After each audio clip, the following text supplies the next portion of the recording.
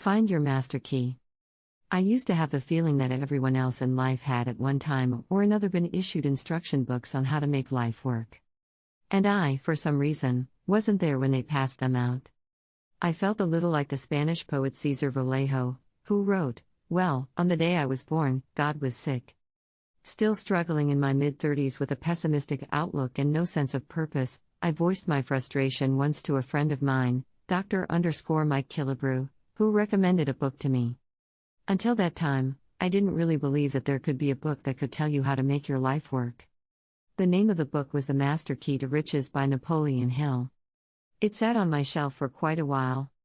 I didn't believe in motivational books or self-help. They were for weak and gullible fools. I was finally persuaded to read the book by the word riches in the title. Riches would be a welcome addition to my life. Riches were probably what I needed to make me happy and wipe out my troubles. What the book actually did was a lot more than increase my earning capacity, although by practicing the principles in the book, my earnings doubled in less than a year. Napoleon Hill's advice ultimately sparked a fire in me that changed my entire life. I soon acquired an ability that I would later realize was self-motivation. After reading that book, I read all of Napoleon Hill's books. I also began buying motivational audiobooks for listening to in my car and for playing by my bed as I went to sleep each night. Everything I had learned in school, in college, and from my family and friends was out the window. Without fully understanding it, I was engaging in the process of completely rebuilding my own thinking. I was, thought by thought, replacing the old cynical and passive orientation to life with a new optimistic and energetic outlook. So, what is this master key to riches?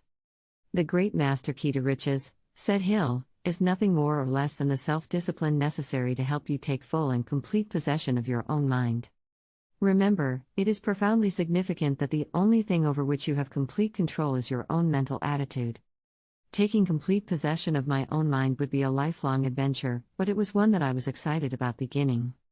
Maybe Hill's book will not be your own master key, but I promise you that you'll find an instruction book on how to make your life work if you keep looking.